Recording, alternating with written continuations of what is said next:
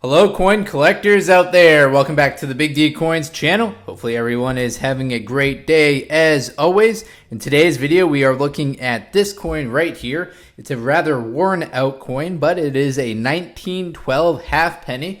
In this video we will talk about the value of this coin.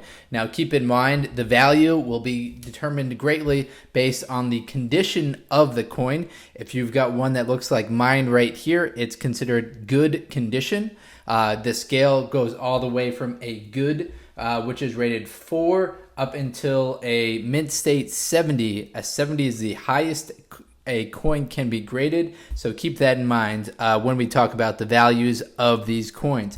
We'll also talk about a couple of US coins as part of this video.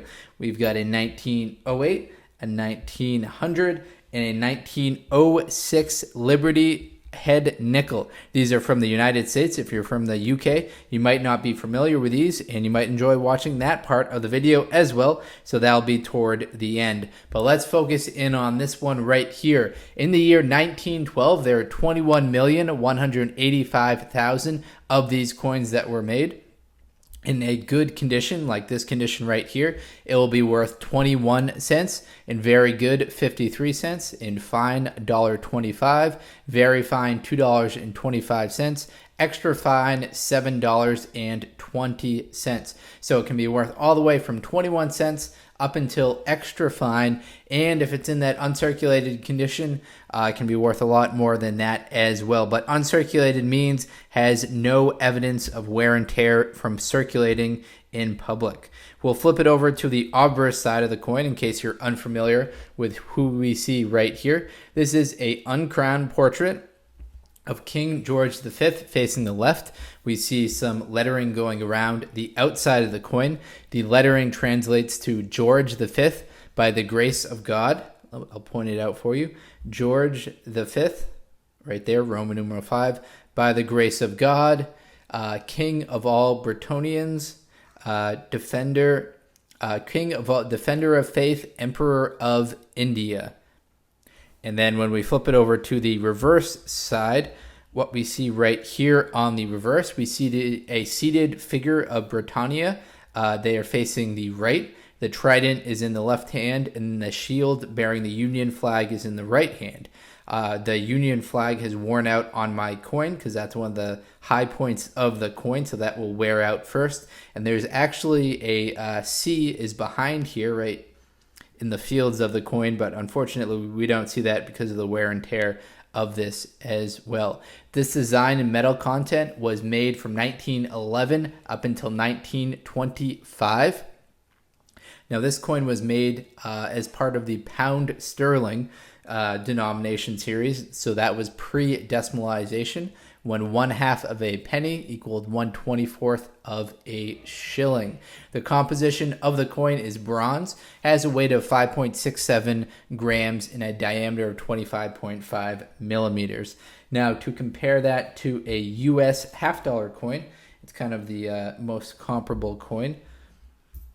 I know a lot of the viewers on this are from the United States and like checking out the UK coin. So we've got a 1972 half dollar on the left and a 1912 half penny on the right. So you can see that the somewhere in between the half dollar and the quarter size is what size this half penny is right here.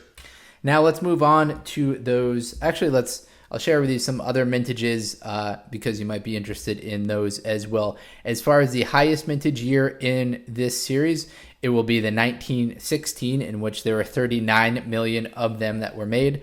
The lowest mintage year will be 1922, in which there are only 10 million of them made. So congratulations to you if you've got a 1922. That was the lowest mintage from the series of 1911 up until 1925. And again, in good condition, these will be worth around, I said 21 cents for this one right here, 21 to 25 and down, to 10 cents or so, depending on how worn out the coin itself is. So don't pay a ton of money for this, even though that it's over 100 years old. There are 20 million of these made. Now on to the United States nickels. These are the Liberty Head nickels. They were made from 1883 until 1913. Unfortunately, they are not silver. They've just got the nickel-clad combination to them. Outer layer of nickel, inner part of copper. As far as the mintages of this one goes, in 1908, we'll start with this one right here, 22.6 million of them were made. In 1906, 38.6 million of them were made. In 1900, 27.2 million of them that were made. In a good 4 condition, these will be worth $2. In a very good 8 condition, these will be worth $3. So a little bit more valuable than that halfpenny we were looking at, just based on the fact that I guess these are more rare than those halfpennies that we're looking at. All right, everyone, that's all the info that I've got for you today. If you're into coin collecting, please do check out some of the other videos on this channel. Thank you very much, everyone, and best of luck coin collecting out there. Enjoy!